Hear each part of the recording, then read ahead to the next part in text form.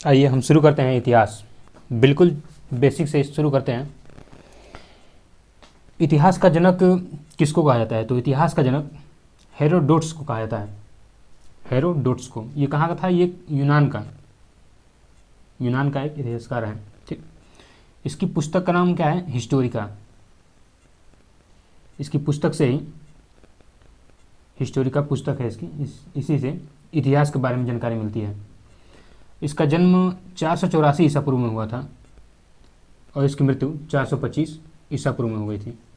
किसकी? हेरोडोटस की, जो कि इतिहास का पिता कहा जाता है, इतिहास का जनक कहा जाता है। और इतिहास की अगर टाइप की बात की जाए तो ये 3 टाइप का होता है।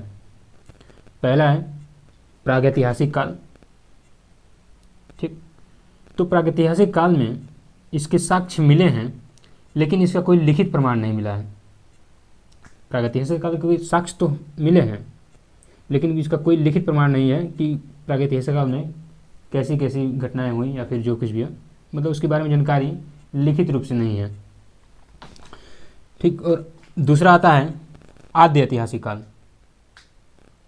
कौन सा है? आद्य ऐतिहासिक काल। तो इसके साक्ष्य मिले हैं, ठीक बात, इसके लिखित प्रमाण भी मिले हैं लेकिन इनको पढ़ा नहीं जा सकता। अभी तक तो पढ़ा नहीं गया है, अब आगे पता नहीं क्या होगा, लेकिन अभी तक इसके साक्ष्य को पढ़ा नहीं गया है। तीसरा इतिहास का टाइप आता है हमारा ऐतिहासिक काल, हिस्टोरिकल पीरियड।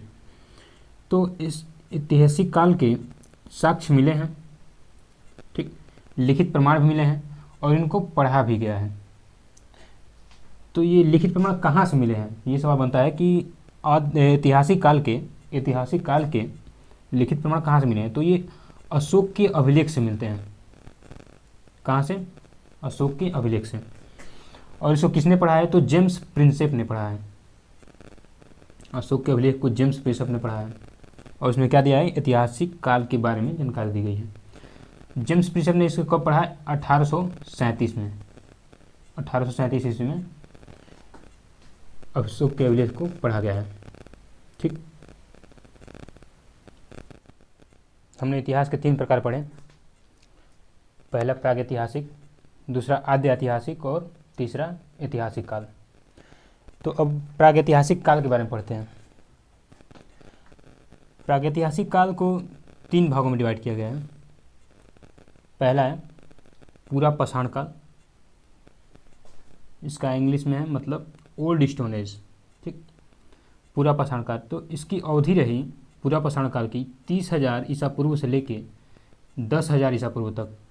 पूरा पाषाण की अवधि 30,000 ईसा पूर्व से लेके 10,000 ईसा पूर्व तक। दूसरा है मध्य पाषाण, जिसका इंग्लिश रूप है मिडिल स्टोन एज। ठीक, ये इसकी अवधि रही मध्य पाषाण काल की 10,000 बीसी से लेके 4,000 बीसी तक। कब तक? 10,000 ईसा पूर्व से लेके 4,000 ईसा पूर्व तक मध्य पाषाण काल। पूरा पाषाण की बात की जाए तो 30,000 बीसी से लेके 10,000 बीसी तक। और तीसरा आता है नवपाषाण, नवपाषाण काल, न्यू स्टोन एज, मध्य पाषाण काल। इसकी अवधि रही 4,000 बीसी से लेके 2500 बीसी। नवपाषाण काल की अवधि रही 4,000 ईसा पूर्व से लेके 2500 ईसा पूर्व तक। तो ये प्रागैतिहासिक काल के 3 टाइप हो गए, पूरा पाषाण काल, मध्य पाषाण काल और नवपाषाण काल। अब हम पूरा पाषाण के बारे में देखते हैं।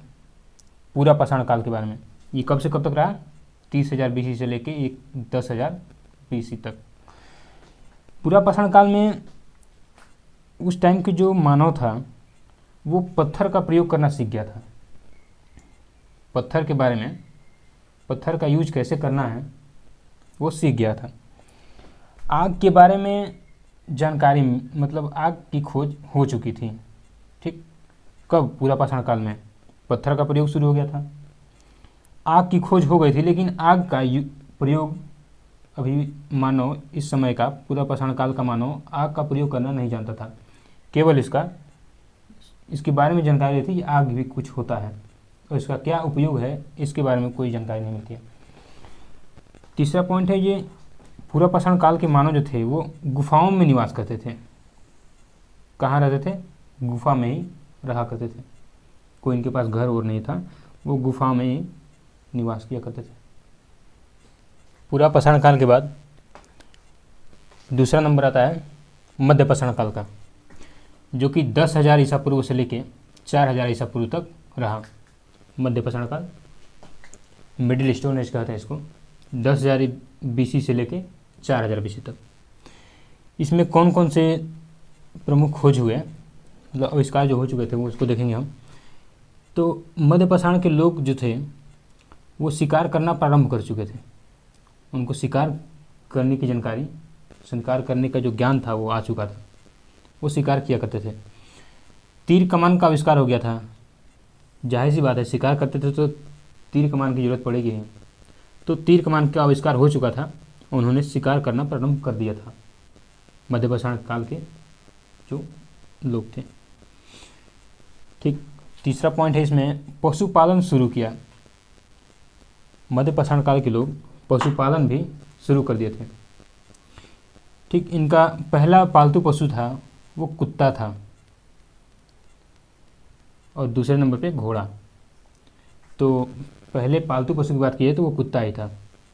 अगर कहीं ऑप्शन में कुत्ता ना मिले तो घोड़ा हम लगा सकते हैं। ठीक, पशुपालन शुरू किया तो इसका साक्ष्य कहाँ से मिलता है? पशुपालन जो शुरू किया था तो इस बात की का प्रमाण जो है कहाँ से मिलता है?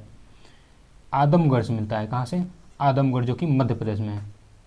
यहाँ से ऐसे साक्ष्य मिले हैं जिससे इस बात की पुष्टि होती है कि वे लोग पशुपालन किया करते थे। ठीक, अब आते हैं हम तीसरे पे, मध्य पाषाण काल के बाद नव पाषाण काल, जो कि 4,000 ईसा पूर्व से लेके 2,500 ईसा पूर्व तक रहा, न्यू स्टोन एज। ठीक, पहला पॉइंट है इसमें कि नव पाषाण काल के जो लोग थे वो पूजा करना तथा कृषि करना प्रारंभ कर दिए थे।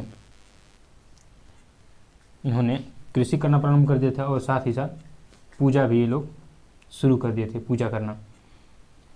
नव पाषाण काल के लोग जो थे वो हड्डियों से बने हथियार का प्रयोग करते थे।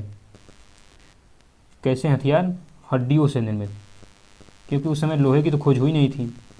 तो हड्डियों से बने जो औजार थे इनका उपयोग किया करते थे लोग। और ये साक्ष्य कहाँ से मिलता है? हड्डियों से बने औजार का साक्ष्य कहाँ से मिलता है? तो ये बिहार से मिलता है।